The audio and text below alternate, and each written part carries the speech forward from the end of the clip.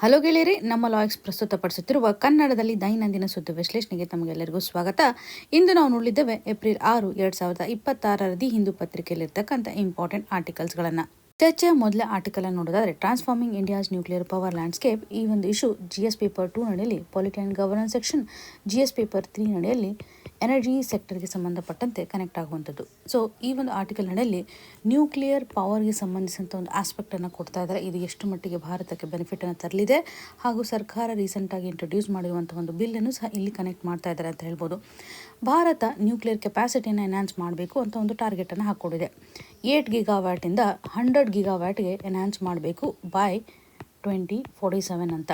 ಈ ಒಂದು ಹಂತದಲ್ಲಿ ಬಜೆಟಲ್ಲೂ ಸಹ ಅಲೋಕೇಶನ್ಸನ್ನು ಮಾಡಿದ್ದಾರೆ. ಸೊ ಈ ಒಂದು ಪ್ರಾಜೆಕ್ಟ್ ವಿಕಸಿತ್ ಭಾರತ್ ಯೋಜನೆಗೆ ಲಿಂಕ್ ಆಗಿದೆ ಅಂತ ಹೇಳ್ಬೋದು. Viksit Bharat 2047 and net zero emission ಅಂತ ಬಂದಾಗ 2070 ಅಂತ ಕಾಣ್ತೇವೆ. ಈ ಒಂದು ಹಂತದಲ್ಲಿ ಶಾಂತಿ ಬಿಲ್ಲನ್ನು ಇಂಟ್ರೊಡ್ಯೂಸ್ ಮಾಡಿದ್ದಾರೆ 2025ರಲ್ಲಿ. ಶಾಂತಿ ಬಿಲ್ ಏನು ಹೇಳುತ್ತೆ, ಸಸ್ಟೈನೇಬಲ್ ಆಗಿ ನಾವು ನ್ಯೂಕ್ಲಿಯರ್ ಎನರ್ಜಿಯನ್ನು ಹಾರ್ನೆಸ್ಸಿಂಗ್ ಮಾಡಬೇಕು ಅನ್ನುವಂಥ ನಿಟ್ಟಿನಲ್ಲಿ. ಸೊ ಈ ಒಂದು ಶಾಂತಿ ಬಿಲ್ನ ಮುಖಾಂತರ ನ್ಯೂಕ್ಲಿಯರ್ ಕೆಪಾಬಿಲಿಟಿಯನ್ನು ಎನ್ಹಾನ್ಸ್ ಮಾಡುವಂಥ ಕಂಡೀಷನನ್ನು ಕಾಣ್ಬೋದು. Sustainable harnessing and advancement of nuclear energy for transforming India ಅನ್ನುವಂಥದ್ದು ಈ ಒಂದು ಶಾಂತಿ ಎಕ್ಸ್ಪ್ಯಾನ್ಷನ್ ಆಗಿದೆ. ಸೊ ಇಲ್ಲಿ ಕೋರ್ ಆಬ್ಜೆಕ್ಟಿವ್ ಏನಿದೆ ಅಂದರೆ, ಅಟೋಮಿಕ್ ಎನರ್ಜಿ ಸೆಕ್ಟರಲ್ಲಿರ್ತಕ್ಕಂಥ ಮೋನೋಪೋಲಿಯನ್ನು ಎಂಡ್ ಮಾಡಬೇಕು ಅನ್ನುವಂಥದ್ದು, ಪ್ರೈವೇಟ್ ಸೆಕ್ಟರ್ನ ಒಂದು ಪಾರ್ಟಿಸಿಪೇಷನನ್ನು ಎನ್ಶೋರ್ ಮಾಡಬೇಕು ಅಂತ, ಅಟೋಮಿಕ್ ಎನರ್ಜಿ ರೆಗ್ಯುಲೇಟರಿ ಬೋರ್ಡ್ಗೆ ಒಂದು ಲೀಗಲ್ ಸ್ಟೇಟಸನ್ನು ಒದಗಿಸಬೇಕು ಅನ್ನುವಂತಹ ನಿಟ್ಟಿನಲ್ಲಿ ಶಾಂತಿ ಬಿಲ್ಲನ್ನು ಇಂಟ್ರೊಡ್ಯೂಸ್ ಮಾಡಿದ್ದಾರೆ ಅಂತ ಹೇಳ್ಬೋದು. ಈ ಮೊದಲಿರುವಂತಹ ಲಾನ ರಿಪ್ಲೇಸ್ ಮಾಡೋದ್ರ ಮುಖಾಂತರ ಅಟೋಮಿಕ್ ಎನರ್ಜಿ ಆ್ಯಕ್ಟ್ 1962 ಆಗಿರ್ಬೋದು, civil liabilities for nuclear damage act 2010ನಲ್ಲಿ ಒಂದು ಬದಲಾವಣೆಯನ್ನು ಮಾಡಿದ್ದಾರೆ. ಕಂಪ್ಲೀಟ್ ಆಗಿ ರಿಪ್ಲೇಸ್ ಮಾಡೋದ್ರ ಮುಖಾಂತರ ಒಂದು ಶಾಂತಿ ಬಿಲ್ಲನ್ನು ಕಾಣ್ತಾ ಇದ್ದೇವೆ. ಇದರಿಂದಾಗಿ ಪ್ರೈವೇಟ್ ಇನ್ವೆಸ್ಟ್ಮೆಂಟ್ಗಳು ಹೆಚ್ಚಾಗೋದನ್ನು ಗಮನ ಹರಿಸ್ಬೋದು, ಫಾರಿನ್ ಇನ್ವೆಸ್ಟ್ಮೆಂಟ್ಗಳು ಸಹ ಹೆಚ್ಚಾಗೋದನ್ನು ನೋಡ್ತಾ ಇದ್ದೇವೆ. ನಮ್ಮ ಒಂದು ನ್ಯೂಕ್ಲಿಯರ್ ಎಕ್ಸ್ಪ್ಯಾನ್ಷನು ಸ್ಪೀಡಪ್ ಆಗ್ತಾ ಹೋಗುತ್ತೆ. ಯಾಕೆ ನಮಗೆ ನ್ಯೂಕ್ಲಿಯರ್ ಎನರ್ಜಿ ತುಂಬ ಇಂಪಾರ್ಟೆಂಟ್ ಅನ್ನುವಂಥ ಪ್ರಶ್ನೆ ಆದರೆ, ಎನರ್ಜಿ ಟ್ರಾನ್ಸಿಷನ್ ಇವಾಗ ಅವಶ್ಯಕತೆ ಇದೆ. ನಿಮಗೆಲ್ಲ ಗೊತ್ತಿರೋ ಪ್ರಕಾರ ನಾವು ಸಾಕಷ್ಟು ಇಂಪೋರ್ಟನ್ನು ಮಾಡ್ಕೊಳ್ತೇವೆ ಎನರ್ಜಿ ನೀಡನ್ನು ಫುಲ್ಫಿಲ್ ಮಾಡ್ತಕ್ಕಂಥ ಹಂತದಲ್ಲಿ. ಎನರ್ಜಿ ಸೆಕ್ಯೂರಿಟಿನ ಎನ್ಶೋರ್ ಮಾಡಬೇಕು ಅಂತ ಸಾಕಷ್ಟು ಆಮದನ್ನು ಮಾಡ್ಕೋತಾ ಇದ್ದೀವಿ ಅಂತ ಅನ್ಬೋದು ಅಲ್ವಾ. ಇವಾಗ ನಮ್ಮ ಒಂದು ಫಾಸಿಲ್ ಫ್ಯೂಯಲ್ಸ್ ಮೇಲೆ ಇರುವಂಥ ಒಂದು ಡಿಪೆಂಡೆನ್ಸಿಯನ್ನು ಕಡಿಮೆ ಮಾಡಬೇಕು, ಎಲೆಕ್ಟ್ರಿಸಿಟಿ ಬೇಸ್ಡ್ ಆಗಿರುವಂಥ ಎಕಾನಮಿಯನ್ನು ತೆಗೆದುಕೊಂಡು ಬರಬೇಕು ಅನ್ನುವಂಥದ್ದಾದರೆ, ಹಾಗೂ ಡಿಕಾರ್ಬನೈಸೇಷನನ್ನು ಎನ್ಶೋರ್ ಮಾಡಬೇಕು, ಇಂಡಸ್ಟ್ರಿಯಲ್ ಲೆವೆಲಲ್ಲೂ ಸಹ ಒಂದು ಗ್ರೋತನ್ನು ಕಾಣಬೇಕು ಅನ್ನುವಂಥದ್ದಾದರೆ ರಿನ್ಯೂಯಬಲ್ ಎನರ್ಜಿ ಮೇಲೆ ನಾವು ಅವಲಂಬನೆಯನ್ನು ಹೊಂದಬೇಕಾಗಿರುವಂಥದ್ದು.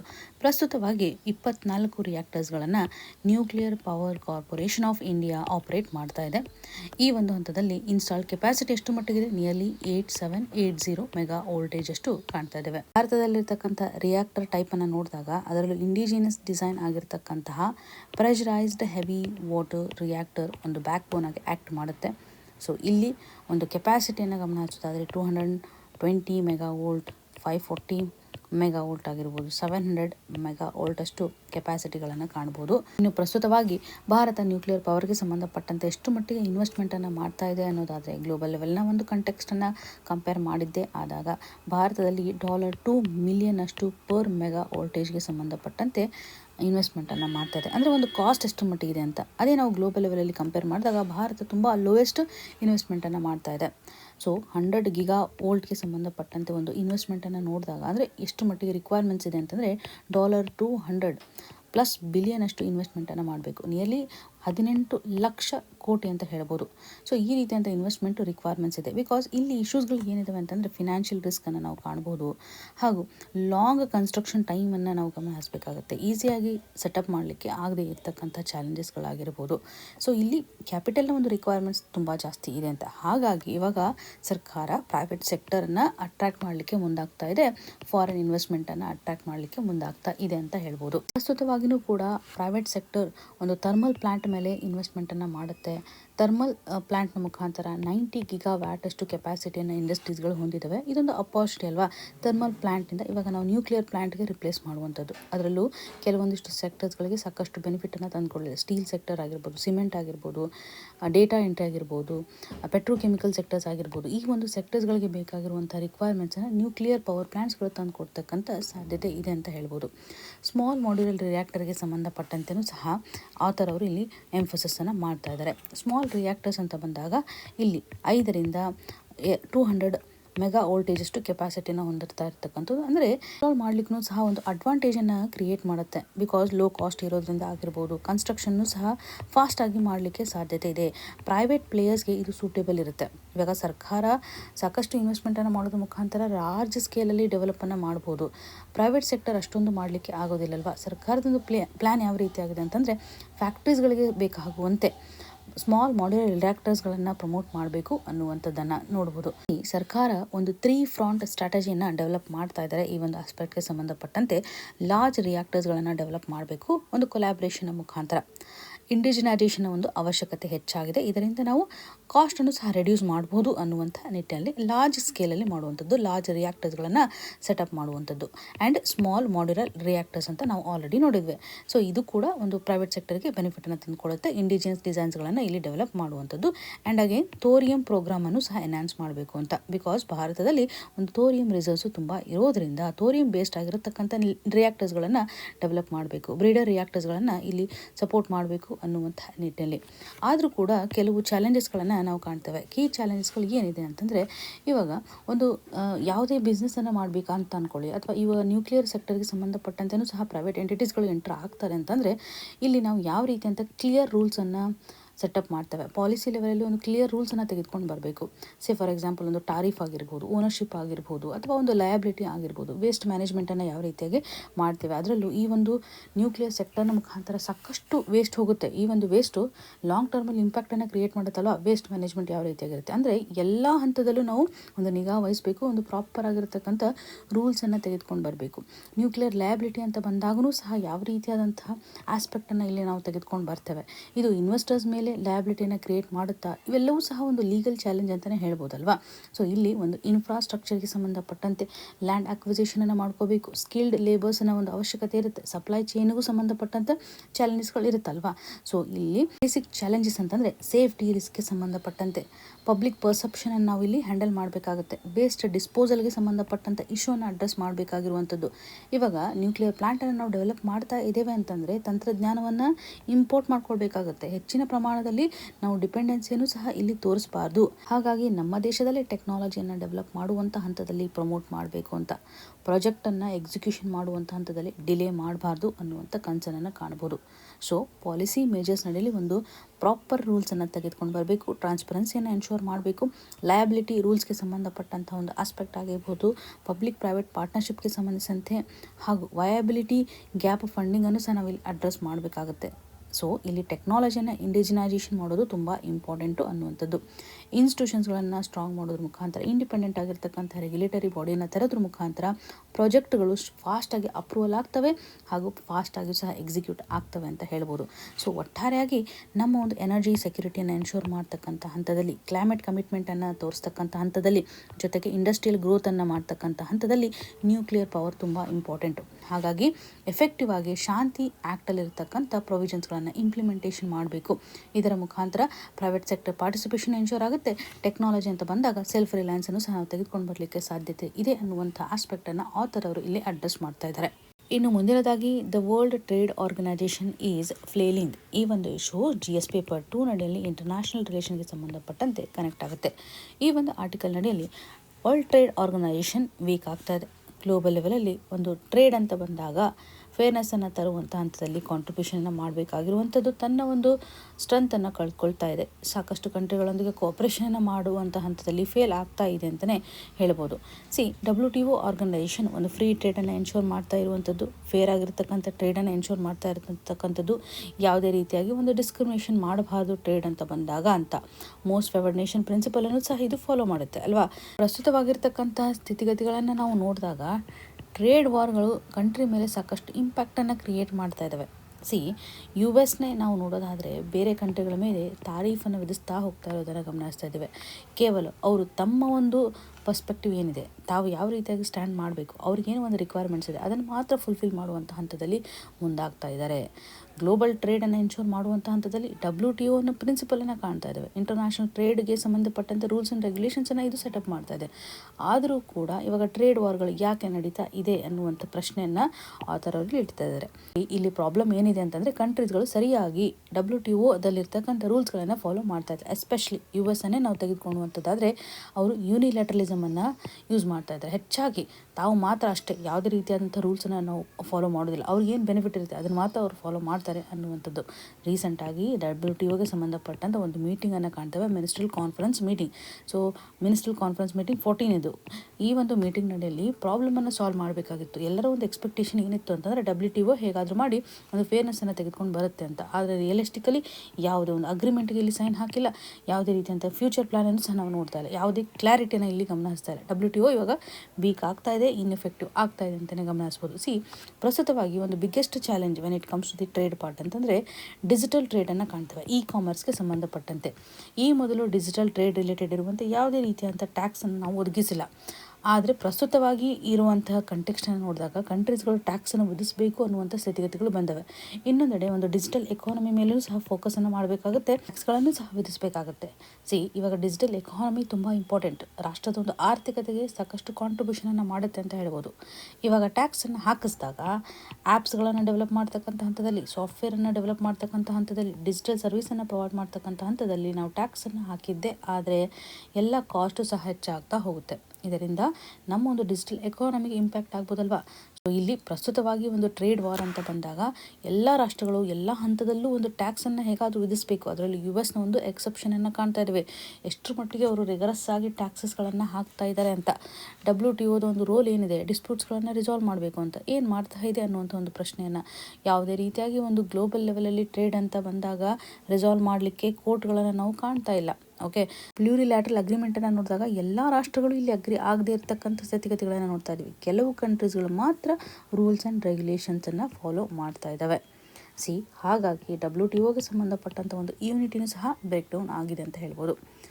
ಭಾರತದ ಒಂದು ಪೊಸಿಷನ್ ಯಾವ ರೀತಿಯಾಗಿದೆ, ಭಾರತ ಜನರಲಿ ಡೆವಲಪಿಂಗ್ ನೇಷನ್ ಅಡಿಯಲ್ಲಿ ಕಂಡುಬರುತ್ತೆ ಅಲ್ವಾ. ಕೆಲವೊಂದಿಷ್ಟು ಅಗ್ರಿಮೆಂಟ್ಸ್ಗಳನ್ನು ಇದು ಸಪೋರ್ಟ್ ಮಾಡೋದಿಲ್ಲ. ಬಿಕಾಸ್ WTO ಕೂಡ ಡೆವಲಪಿಂಗ್ ರಾಷ್ಟ್ರಗಳಿಗೆ ಸಂಬಂಧಪಟ್ಟಂತೆ ಒಂದು ಇಗ್ನೋರೆನ್ಸನ್ನು ತೋರಿಸುತ್ತೆ, ಪಾಲಿಸಿ ಸ್ಪೇಸನ್ನು ಸಹ ಅಷ್ಟೊಂದು ಪ್ರೊವೈಡ್ ಮಾಡೋದಿಲ್ಲ, ರಿಜಿಡಿಟಿಯನ್ನು ತೋರಿಸುತ್ತೆ. ಫೇರ್ನೆಸ್ಸನ್ನು ತೆಗೆದುಕೊಂಡು ಬರ್ತಾ ಇಲ್ಲ, ಇನ್ಕ್ಲೂಸಿವ್ ಆಗಿರುವಂಥ ಒಂದು ಗ್ಲೋಬಲ್ ರೂಲ್ಸನ್ನು ತೆಗೆದುಕೊಂಡು ಬರ್ತಿಲ್ಲ ಅನ್ನುವಂಥ ನಿಟ್ಟಿನಲ್ಲಿ ಭಾರತದ ಒಂದು ಪರ್ಸ್ಪೆಕ್ಟನ್ನು ಕಾಣ್ಬೋದು. ಹಿಸ್ಟಾರಿಕಲಿ ಒಂದು ಗ್ಲೋಬಲ್ ಕೋಆಪರೇಷನ್ ಆಗಬೇಕು ಅಂತ WTOನ ಡೆವಲಪ್ ಮಾಡಿದ್ದಾರೆ. ಆದರೆ ಪ್ರಸ್ತುತವಾಗಿ ಇದರ ರಿಲೆವೆನ್ಸ್ ಕಡಿಮೆ ಆಗ್ತಾ ಬರ್ತಾ ಇರೋದನ್ನು ಕಾಣ್ತಾ ಇದ್ದೇವೆ. ಇವಾಗ WTO ನಡೆಯಲಿರುವಂಥ ಎಲ್ಲ ಮೆಂಬರ್ಸ್ಗಳ ಒಂದು ಕನ್ಸೆನ್ಸಸ್ಸನ್ನು ತೆಗೆದುಕೊಳ್ಳೋದು ಕಷ್ಟ ಆಗುತ್ತೆ. ಟೂ ಮೆನಿ ಕಂಟ್ರೀಸ್ ಇದೆ ಹಾಗೂ ಪವರ್ಫುಲ್ ಕಂಟ್ರೀಸ್ಗಳು ಡಾಮಿನೇಟ್ ಮಾಡ್ತಾ ಇರುವಂಥ ಸ್ಥಿತಿಗತಿಗಳನ್ನು ಕಾಣ್ತಾ ಇದ್ವಿ. US ಅನ್ನು ನಾವು ನೋಡ್ಬೋದಲ್ವಾ. ಈ ಮೊದಲು ಮಾಡಿರ್ತಕ್ಕಂಥ ರೂಲ್ಸ್ಗಳು ಸಹ ಔಟ್ಡೇಟೆಡ್ ಆಗಿದ್ದಾವೆ. ಇವಾಗ ಡಿಜಿಟಲ್ ಎಕಾನಮಿಯನ್ನೇ ತೆಗೆದುಕೊಳ್ಳೋದಾದರೆ ಡಿಜಿಟಲ್ ಎಕಾನಮಿಗೆ ಸಂಬಂಧಿಸಿದಂತೆ WTOನಲ್ಲಿ ಯಾವುದೇ ರೀತಿಯಂಥ ರೂಲ್ಸ್ ಆ್ಯಂಡ್ ರೆಗ್ಯುಲೇಷನ್ಸ್ಗಳಿಲ್ಲ. ಡಿಸ್ಪ್ಯೂಟ್ ಸಿಸ್ಟಮು ಸಹ ತುಂಬ ವೀಕ್ ಆಗಿರುವಂಥದ್ದನ್ನು ಕಾಣ್ತಾ ಇದ್ದೇವೆ. ಹಾಗಾಗಿ ಗ್ಲೋಬಲ್ ಲೆವೆಲಲ್ಲಿ ಟ್ರೇಡ್ ವಾರ್ಗಳು ಇನ್ಕ್ರೀಸ್ ಆಗ್ತಾ ಇರೋದನ್ನು ಕಾಣ್ಬೋದು. ಕಾಮನ್ ರೂಲ್ಸನ್ನು ನಾವು ಇಲ್ಲಿ ಫಾಲೋ ಅಪ್ ಮಾಡ್ತಾ ಇಲ್ಲ. ಡಿಜಿಟಲ್ ಸರ್ವಿಸ್ಗೆ ಸಂಬಂಧಪಟ್ಟಂಥ ಒಂದು ಆಸ್ಪೆಕ್ಟ್ ಅಂದರೆ ಟ್ಯಾಕ್ಸನ್ನು ಹಾಕ್ತಾ ಇರುವಂಥ ಸ್ಥಿತಿಗತಿಗಳಾಗಿರ್ಬೋದು. ಇನ್ನು ಭಾರತಕ್ಕೆ ಇದೊಂದು ಅಪಾರ್ಚುನಿಟಿಯನ್ನು ಕ್ರಿಯೇಟ್ ಮಾಡ್ತಾ ಇದೆ, ಫ್ಲೆಕ್ಸಿಬಿಲಿಟಿಯನ್ನು ಕ್ರಿಯೇಟ್ ಮಾಡ್ತಾ ಇದೆ, ಅನ್ಸರ್ಟನಿಟಿಯನ್ನು ನಾವು ಅನಲೈಸ್ ಮಾಡಬೇಕಾಗಿದೆ ಅನ್ನುವಂಥದ್ದು. WTOನಲ್ಲಿ ರಿಫಾರ್ಮ್ ತರಬೇಕು ಅನ್ನುವಂಥ ನಿಟ್ಟಿನಲ್ಲಿ ಭಾರತನೂ ಸಹ ತನ್ನದಾದಂಥ ಒಂದು ಫ್ರೇಮ್ವರ್ಕನ್ನು ತೆಗೆದುಕೊಂಡು ಬಂದು ಪ್ರಪೋಸಲನ್ನು ಮಾಡಬೇಕು ಅಂತ. ಬಿಕಾಸ್ ಕೆಲವು ಸೆಕ್ಟರ್ಸ್ ನಡೆಯಲ್ಲಿ ಒಂದು ಯೂನಿಫಾರ್ಮ್ ಆಗಿರುವಂಥ ರೂಲ್ಸ್ಗಳು ಇಂಪಾರ್ಟೆಂಟ್ ಆಗುತ್ತೆ. ಡಿಜಿಟಲ್ ಟ್ರೇಡ್ ಅಂತಲೇ ತೆಗೆದುಕೊಳ್ಳಿ, AI ಸಂಬಂಧಪಟ್ಟಂಥ ಚಾಲೆಂಜನ್ನು ನೋಡ್ತೇವೆ.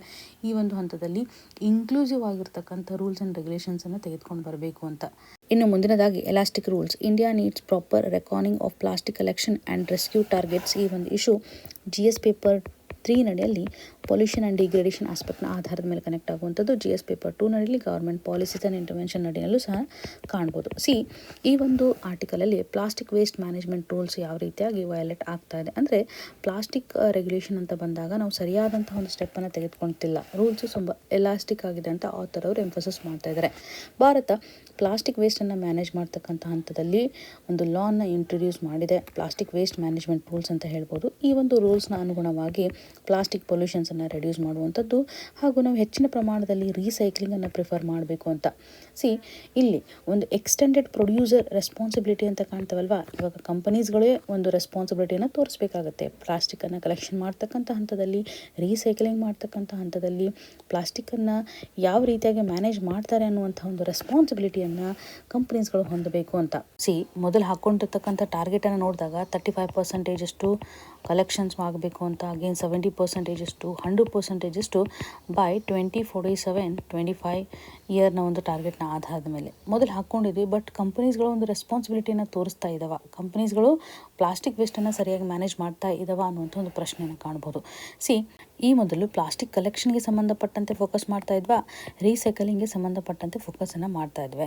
ಹೊಸದಾಗಿರುವಂತಹ ರೂಲ್ಸ್ ನಡಿಯಲ್ಲಿ ರೀಸೈಕಲ್ಡ್ ಪ್ಲಾಸ್ಟಿಕ್ ಸಂಬಂಧಿಸಿದಂತೆ ಮಾತ್ರ ನಾವು ಫೋಕಸನ್ನು ಮಾಡ್ತಾ ಇರುವಂಥದ್ದು. ಕಲೆಕ್ಷನ್ಗೆ ಸಂಬಂಧಪಟ್ಟಂತೆ ಅಷ್ಟೊಂದು ಅಪ್ಡೇಷನನ್ನು ಇಲ್ಲಿ ತೆಗೆದುಕೊಂಡು ಬಂದಿಲ್ಲ. ಅದಕ್ಕೆ ಸಂಬಂಧಿಸಿದ ರೆಸಿಡ್ ರೂಲನ್ನು ತೆಗೆದುಕೊಂಡು ಬಂದಿಲ್ಲ ಅಂತ ಹೇಳ್ಬೋದು. ಈ ಲೇಖಕರು ಇಲ್ಲಿ ಐಡೆಂಟಿಫೈ ಮಾಡ್ತಾ ಇರೋ ಪ್ರಕಾರ ಬೇಸಿಕ್ ಟಾರ್ಗೆಟ್ ಏನಿದೆ ಅಂತಂದರೆ ಕಂಪ್ನೀಸ್ಗಳು 100% ಒಂದು ಟಾರ್ಗೆಟನ್ನು ರೀಚ್ ಮಾಡಿಲ್ಲ. 50-60% ಟಾರ್ಗೆಟನ್ನು ಕಂಪ್ನೀಸ್ಗಳು ಅಚೀವ್ ಮಾಡಿದ್ದಾವೆ. And again problem with carry forward rule ಅಂತ ಬಂದಾಗ ಇವಾಗ ಒಂದು ವೇಳೆ ಟಾರ್ಗೆಟ್ ಏನಾದರೂ ಮಿಸ್ ಆದರೆ ಅಪ್ ಟು 3 ಇಯರ್ಸ್ ತನೂ ಸಹ ಒಂದು ವಿಂಡೋ ಕೊಡ್ತಾರೆ. ಒಂದು 3 ಇಯರ್ಸ್ ಡಿಲೇ ಆದ್ರೂ ಕೂಡ. ಹಾಗಾಗಿ ವೀಕ್ ಎನ್ಫೋರ್ಸ್ಮೆಂಟ್ ಕಂಡೀಷನನ್ನು ಕಾಣ್ತಾ ಇದ್ದೇವೆ ಅಂತ ಐಡೆಂಟಿಫೈ ಮಾಡ್ತಾ ಇದ್ದಾರೆ.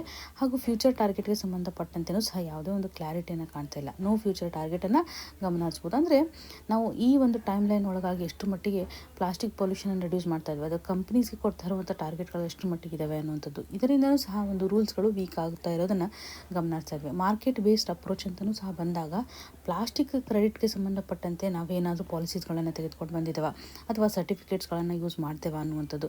ಸೊ ಇಲ್ಲಿ ಕಂಪನೀಸ್ಗಳು ಪ್ಲಾಸ್ಟಿಕ್ಗೆ ಸಂಬಂಧಿಸಿದಂತೆ ಒಂದು ರೆಸ್ಪಾನ್ಸಿಬಿಲಿಟಿಯನ್ನು ತೋರಿಸಿದಾಗ ಅದರಲ್ಲೂ ರಿಯಲ್ ಆಗಿ ರೀಸೈಕ್ಲಿಂಗ್ ಮಾಡುವಂಥ ಹಂತದಲ್ಲಿ ಸಾಕಷ್ಟು ಸ್ಟೆಪ್ಸ್ಗಳನ್ನು ತೆಗೆದುಕೊಂಡಾಗ ಅವ್ರಿಗೇನಾದರೂ ಕ್ರೆಡಿಟನ್ನು ಕೊಡ್ತಾ ಇದ್ದೀವಿ. ಇವೆಲ್ಲವೂ ಸಹ ನಾವು ಅಡ್ರೆಸ್ ಮಾಡಬೇಕಾಗಿರುವಂಥದ್ದು. ಇವಾಗ ರೂಲ್ಸ್ಗಳು ತುಂಬ ಎಲಾಸ್ಟಿಕ್ ಆಗಿದೆ ಅಂತ ಆಥರ್ ಅವರು ಹೇಳ್ತಾ ಇದ್ದಾರೆ.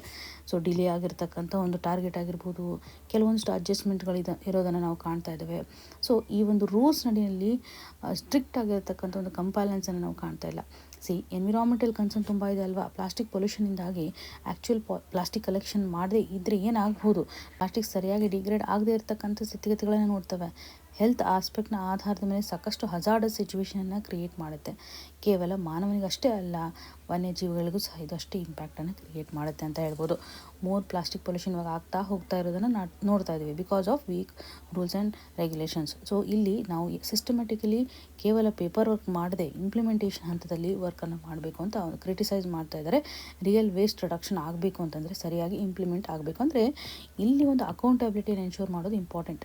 ವೇಸ್ಟನ್ನು ಯಾವ ರೀತಿಯಾಗಿ ಕಲೆಕ್ಟ್ ಮಾಡ್ತಾರೆ, ಯಾವ ರೀತಿಯಾದಂಥ ರೀಸೈಕ್ಲಿಂಗ್ ಪ್ರೊಸೆಸನ್ನು ಫಾಲೋ ಮಾಡ್ತಾ ಇದ್ದಾರೆ. ಸ್ಟ್ರಿಕ್ಟಾಗಿ ಮಾನಿಟರಿಂಗನ್ನು ಮಾಡಬೇಕು, ಕಲೆಕ್ಷನ್ಸನ್ನು ಎನ್ಶೂರ್ ಮಾಡುವಂಥದ್ದು, ಸರಿಯಾದಂಥ ಒಂದು ರಿಪೋರ್ಟಿಂಗನ್ನು ಮಾಡಬೇಕು, ಒಂದು ಟಾರ್ಗೆಟನ್ನು ಹಾಕೋಬೇಕು. ಫ್ಯೂಚರ್ ಡೇಸ್ನಲ್ಲಿ ಪ್ಲಾಸ್ಟಿಕನ್ನು ರೆಡ್ಯೂಸ್ ಮಾಡ್ತೇವೆ ಹಾಗೂ ರೀಸೈಕಲಿಂಗನ್ನು ಅಡಾಪ್ಟ್ ಮಾಡ್ಕೊಳ್ತೇವೆ ಅನ್ನುವಂಥದ್ದು. ಇದರಿಂದಾಗಿ ನಾವು ಪ್ಲಾಸ್ಟಿಕ್ ಪೊಲ್ಯೂಷನ್ಸನ್ನು ರೆಡ್ಯೂಸ್ ಮಾಡ್ಬೋದು. ಸೊ ಪ್ಲಾಸ್ಟಿಕ್ ಪಾಲಿಸಿಯಲ್ಲಿ ನಾವು ಒಂದು ರಿಜಿಡಿಟಿಯನ್ನು ತೆಗೆದುಕೊಂಡು ಬರಬೇಕು. ಇನ್ಎಫೆಕ್ಟಿವ್ನೆಸ್ಸನ್ನು ತೋರಿಸ್ತಾ ಇದೆ. ಟೂ ಮಚ್ ಫ್ಲೆಕ್ಸಿಬಿಲಿಟಿನ ಕೊಡುವಂಥ ಅವಶ್ಯಕತೆ ಇಲ್ಲ. ಇದನ್ನು ಅಕೌಂಟಬಿಲಿಟಿ ಮುಖಾಂತರ ನಾವು ರಿಪ್ಲೇಸ್ ಮಾಡಬೇಕಾಗುತ್ತೆ. ಎನ್ವಿರಾನ್ಮೆಂಟಲ್ ಗೋಲ್ಸ್ನ ಮುಖಾಂತರ ಸಿಂಕ್ ಮಾಡಬೇಕಾಗುತ್ತೆ ಅಂತ ಆಥರ್ ಅವರು ಇಲ್ಲಿ ಎಂಫಸಿಸ್ ಮಾಡ್ತಾ ಇದ್ದಾರೆ. Very very important for mains perspective. So extended producer responsibility ಅಂದರೆ ಏನು ಅನ್ನೋದರ ಆಧಾರದ ಮೇಲೂ ಸಹ ಪ್ರಿಲಿಮ್ಸಲ್ಲಿ ಕ್ವಶನ್ಸ್ಗಳು ಫ್ರೇಮ್ ಆಗ್ತವೆ. ಇವತ್ತಿನ ಕ್ವಶನ್ ಆಫ್ ದ ಡೇ ಸೆಕ್ಷನಲ್ಲಿ which of the following issues are associated with the recent crisis of world trade organization? Option A, failure to reach consensus in the Menstrual Conference. Option B, dysfunction of dispute settlement appellate body. Option 3, complete withdrawal of developing countries from WTO. Option 4 ನಡಿನಲ್ಲಿ rise of unilateral trade actions by major economies. ಈ 4 option ನಡಿನಲ್ಲಿ ಸರಿಯಾದ ಒಂದು ಉತ್ತರವನ್ನು select ಮಾಡಿ ಕಮೆಂಟಲ್ಲಿ mention ಮಾಡಿ. ನಿಮ್ಗೇನೇ concern ಇದ್ರೂ ಕೂಡ ಕಮೆಂಟ್ ಮುಖಾಂತರ ತಿಳಿಸಿಕೊಡಿ ಅಂತ ಹೇಳ್ತಾ ಆಲ್ ದ ವೆರಿ ಬೆಸ್ಟ್. ಧನ್ಯವಾದಗಳು.